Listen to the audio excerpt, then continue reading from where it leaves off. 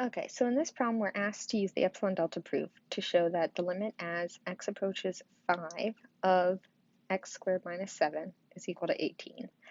And we're not given an epsilon. So the idea is that we're going to try to find delta for any epsilon. So it's going to be dependent on epsilon. We'll have an epsilon in there.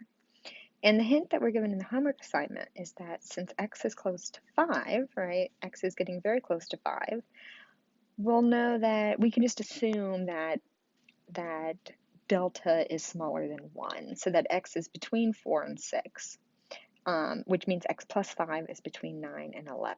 So that's a bit of a tricky part there, which is why it's provided to you as a hint in your homework.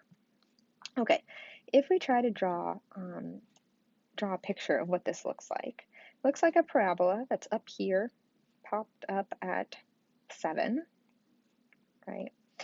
And as we go to 5, let's see. Again, this is very much not to scale. This value here will be over at 18. Okay, so epsilon, we're looking at 18 plus epsilon here and 18 minus epsilon. And because this isn't a, it's not a line, we might get different values on each side. So that's one way to think about it, is to try to solve 18 plus epsilon equal to x squared minus 7 and 18 minus epsilon equal to x squared minus 7, and you go about it that way. A different way I want to show you is that we know in the end we want x squared minus 7 minus 18 to be less than epsilon. So we can also kind of think about working backwards to try to figure out what will make that true. So to get rid of the absolute value, I put negative epsilon on one side, less than x squared minus 25, less than epsilon on the other side. And in the middle here, what I'll do is I'll go ahead and factor this. Partly it's because dealing with squares and inequalities can be kind of messy, and partly because we know that we want x minus 5 to be showing up in an inequality, right? X is approaching 5, and so we'll want x minus 5 less than our delta. So the idea now to use the hint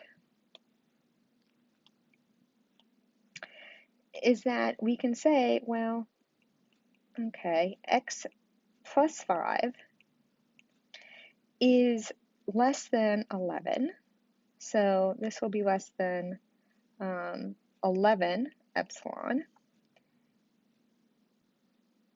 Sorry about that, I meant to take this out. Okay, all right, let me explain this better.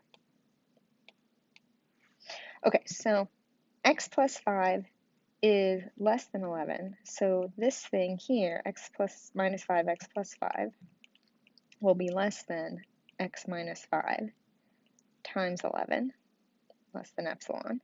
And on the left side, we'll have x minus 5 times 9, the lower bound. Okay, and then this is how we can get rid of the x minus 5 on both sides, or the x plus 5 on both sides. And on the left, we get minus epsilon over 9. And on the right, we get epsilon over 11. Okay, so which of these is smaller? You know, if we want a delta to make sure that x minus 5 is less than, the absolute value of that is less than epsilon over 11, and it's also less than epsilon over 9, well, the smaller one is going to be the epsilon over 11. Okay, so in general, let's go back up here. If we say let delta be epsilon over 11, then what we'll be able to find is that if x minus 5 is smaller than epsilon over 11, then what it means is that x minus 5 times x plus 5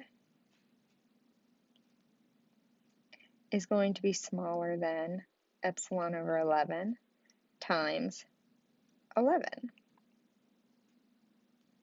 And so this will be x squared minus 25, or you can think about it as x squared minus 7 minus 18, will be smaller than epsilon. And that's what we wanted to show.